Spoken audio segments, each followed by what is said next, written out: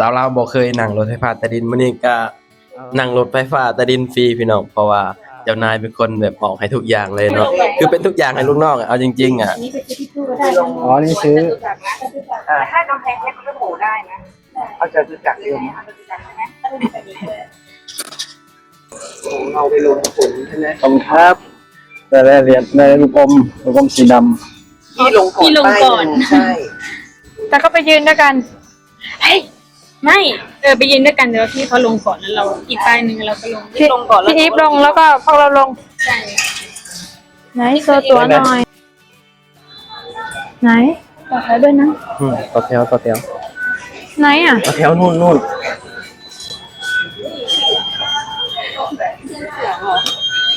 แกนนะโอ้เป็นเนี่ย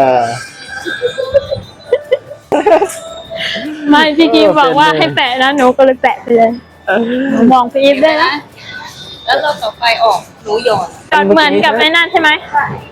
อ๋อ จะมีหนูหยอดอยู่ ใช่ไอ้ใต้ดินนี่หยอด หยอด โอเคนะเงาอ่ะกำลังจะขึ้นรถไฟฟ้าใต้ดิน Let's go เข้าไปเลยโอ้ฐานนี้ คือเราก็คือสามที่ก็ยังเรากำลังจะลงพวกนี้ไปลงจตุจักรแต่เราลงพระหลเรา สบายดีพ่อแม่พี่น้องสวัสดีพ่อแม่พี่น้องทางฝั่งไทยนำครับผมมื้อนี้เฮาก็อยู่ที่ใต้ดินพี่น้องอันนี้คืออยู่ใต้ดินเด้อบ่แม่นว่าอยู่ในห้างพี่น้องเพราะตัวบรรยากาศอยู่ที่ใต้ดินมื้อนี้พาสาวลาวมานั่งรถไฟฟ้าใต้ดินแล้วก็มื้อนี้ก็มากับเจ้านายแล้วก็มานั่งรถไฟฟ้าใต้ดินฟรีเพราะว่าเจ้านายออกให้ทุกอย่างพี่น้องขอบคุณเจ้านายหลายๆเนาะ ไอ้รถใต้ดินมัน บ้านเขาก็บ่มีนะเนี่ย อันนี้ต้องแปะเหรอใช่ต้องสแกนเดิม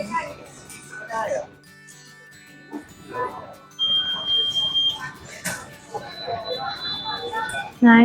ต่อแถวด้วยนะ ต่อแถว ไหนอ่ะ ต่อแถวนู่น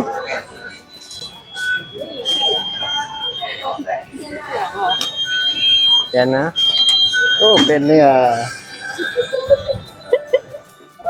โมคนหน้า เป็นเนี่ย ไม่พี่กีบอกว่าให้แปะนะหนูก็เลยแปะไปเลยหนูมองพี่อีฟได้นะ แล้วเราต่อไปออกหนูหยอด หยอด หยอดเหมือนกับในนั่นใช่ไหม อ๋อ จะมีหนูหยอดอยู่ ใช่ไอ้ใต้ดินนี่หยอด หยอด โอเคนะ มาถึงนี่ก็เหนื่อยแล้ว อ๋อ เฮ้ยแล้วเรากลับยังไงวะเนี่ย ขากลับแล้วต้องจะมีสองฝั่ง วันนี้คนละฝั่งเลย นี่เราไปต่อก ำลังพากันยืนรอถ่ายรถพี่น้องขึ้นรถเฮาอาจจะปิดเสียงไว้เด้อพี่น้องเพราะว่าคนมันหลายอาจจะแบบบ่ค่อยได้เว้ารบกวนคนอื่นเนาะตอนนี้รถกำลังแบบว่าสิมาฮอดแล้วพี่น้อง ยาวมากเลยนะดูดิยาวอ่ะ ยาวว่าดูดิรอคนออกมา ไม่เห็น ก่อน แล้ว รอคนออกมาก่อนกำลังจะขึ้นรถไฟฟ้าใต้ดิน Let's go เข้าไปเลยโอ้ฐานนี้ ตอนนี้เฮาก็เข้ามารถไฟฟ้าใต้ดินเป็นที่เรียบร้อยพี่น้องครั้งแรกชาวลาวที่ได้มานั่งรถไฟฟ้าใต้ดินเนาะเขาเองเฮาก็เป็นครั้งที่สองแล้วที่เฮาได้มานั่งรถไฟฟ้าใต้ดินพี่น้องเพราะว่ามาอยู่ไทยก็หลายปีแหละแต่ว่าบ่ได้ค่อยเดินทางไปทางใดพี่น้องส่วนหลายก็ทำงานกลับหอจังซี่เนาะคือขึ้นมารถแล้วก็ประมาณนี้แหละพี่น้องบรรยากาศในรถคือแบบว่า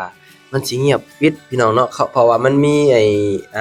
FC คอมเมนต์มาในช่องเฮาว่าคือบ่ถ่ายไปตามธรรมชาติเลยแบบบ่ต้องมาพากย์เสียงเอาว่าซี่นะ คือเหตุผลที่เฮาพากย์เสียงเอาก็คือแบบว่าเฮาย้านรบกวนคนอื่นพี่น้องแล้วมันก็บ่สะดวกสบายพร้อมเนาะแบบเสียงแบบว่าเสียงนั้นเสียงนี้แล้วก็เฮาย้านแบบว่าคนอื่นว่าเฮาแบบซี้เฮาก็เลยว่าปิดเสียงไว้ดีกว่าเพราะว่ามันบ่คือข้างนอกพี่น้องช่วงที่เฮารอรถน่ะคนน่ะคุยกันปกติเนาะแต่พอเข้ามารถปึ๊บพี่น้องเบิ่งเงียบปิดเลยเนาะต่างคนต่างแบบอยู่ไผอยู่มันต่างคนต่างแบบยืนเล่นโทรศัพท์รอที่จะฮอดสถานีที่ตัวเองจะลงแบบซี้เฮาก็เลยว่าปิดเสียงไว้ดีกว่าเพราะว่า มันเว้าบ่ได้มันบ่สะดวกสบายเฮาก็เลยเลือกที่จะบ่เว้าเพราะว่าเฮาก็ย้านรบกวนคนอื่นเพราะว่ามารยาททางสังคมพี่น้องเนาะเวลาเฮามาถ่ายคลิปเฮาก็ต้องเบิ่งสถานที่ว่าเฮาควรที่จะเว้าได้บ่ไปสินะคือสถานที่แบบนี้แหละพี่น้องคือเข้ามาปุ๊บนี่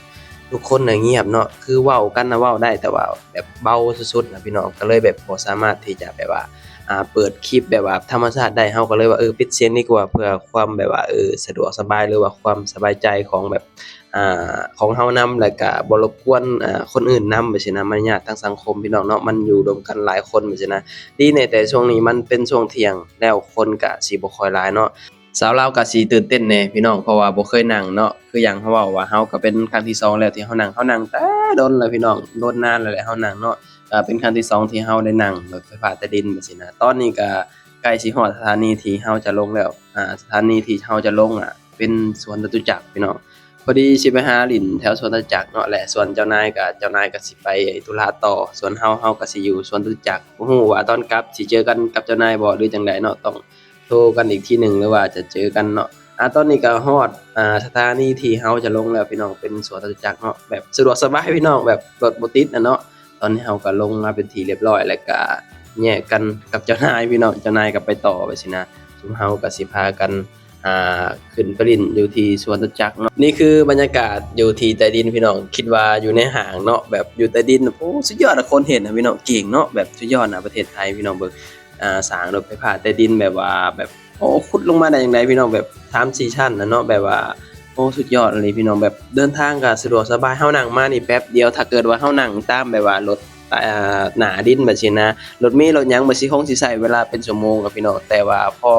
เฮามาใช้บริการรถไฟฟ้าใต้ดินนี่คือบ่ฮอดครึ่งชั่วโมงอะแป๊บเดียวแบบฮอดสถานีนั่นฮอดสถานีแบบนี้นะคือแบบ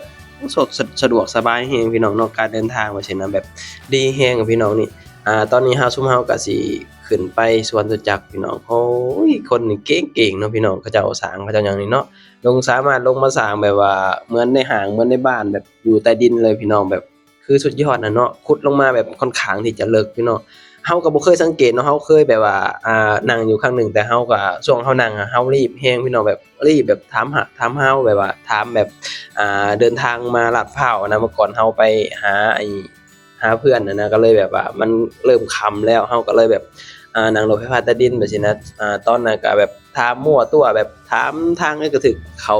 ที่จะไปว่าเดินทางมาลาดพร้าวแบบนี้นะก็บ่ได้สังเกตว่าเขาเจ้าขุดลงแบบจักชั้นแบบนี้นะอ๋อมื้อนี้มาสังเกตเบิ่งพี่น้องเขาเจ้าแบบขุดลงมาใต้ดินน่ะ3-4ชั้นน่ะ3ชั้นได้พี่น้องเกือบ4ชั้นมั้งเนาะโอ้สุดยอดนะพี่น้องแบบคือคนน่ะเก่งเนาะแบบว่าสามารถแบบว่าขุดลงมาแล้วก็มาสร้างแบบเหมือนหางเหมือนหยังได้สิถือว่าสุดยอดพี่น้องเนาะตอนนี้ก็หาทางขึ้นไปสวนจตุจักรพี่น้องเพราะว่าสิไปหาย่างหลินอยู่ที่สวนจตุจักรเนาะตอนนี้เห็นป้ายแล้วป้ายก็มีป้ายบอกพี่น้องถ้าผู้ใดอ่านหนังสือเป็นก็การเดินทางก็สิสะดวกสบายพี่น้องอยู่ในเมืองใหญ่เนาะเฮาก็สิสังเกตเบิ่งพวกป้ายพวกหยังเนาะเพราะว่าประเทศไทยสิบอกเบิดว่าทางไหนไปสิห้องน้ำไปสิก็สิบอกเบิดพี่น้องอันนี้ทางขึ้นก็สิมีลูกศรหยังบอกตอนนี้ก็โผล่ขึ้นมาฮอดหน้าดินเป็นที่เรียบร้อยพี่น้องนี่คือบรรยากาศอยู่ที่หน้าดินเบิ่งทางลงนี่แค่2อันทางขึ้นทางลงเนาะแต่พอลงไปนี่โอ้โหสำห่างพี่น้องลงไปเย็นส่ำเลยข้างในข้างล่างใต้ดินน่ะเนาะตอนนี้ก็เข้ามาสวนจตุจักรเป็นที่เรียบร้อยพี่น้องอ๋อบรรยากาศกว้างๆพี่น้องแบบคือแบบว่าเป็นครั้งแรกที่เฮาได้มาสวนจตุจักรเนาะเพราะว่ามาทำงานประเทศไทยก็ค่อนข้างที่จะหลายปีแหละแต่ว่าบ่ค่อยแบบว่าได้แบบว่าไปเที่ยวไปหยังแบบนี้นะส่วนหลายก็มีแต่ทำงานแล้วก็กลับหอทำงานแล้วก็กลับหอส่วนหลายก็สิอยู่แบบนี้พี่น้องบ่ค่อยได้ไปทางเที่ยวทางใดเนาะเป็นครั้งแรกที่เฮาได้มาสวนจตุจักรพี่น้องช่วงนี้ก็มันก็สิแดดแน่เพราะว่ามันเป็นช่วงเที่ยงเนาะพอดีเฮามาเดินทางมานี่เป็นช่วงเที่ยงแป๊บเดียวฮอดพี่น้องคลิปนี้เฮาก็สิได้ปิดคลิปพี่น้องเพราะว่าสิไปหาซื้อกับข้าวแล้วเนาะก็ขอบคุณพี่น้องหลายเนาะที่แบบว่าเสียสละเวลาเข้ามาเบิ่งมาชมเนาะฝากพี่น้องเข้ามาให้กำลังใจและก็กดติดตามนำเด้อทางใดก็เอาไว้พ้อกันคลิปหน้าเดี๋ยวสิถ่ายบรรยากาศให้พี่น้องได้เบิ่งได้ชมตอนช่วงกลับว่าสิเป็นจังไดอีกเนาะพอกันคลิปหน้าพี่น้องสบายดีสวัสดีครับผม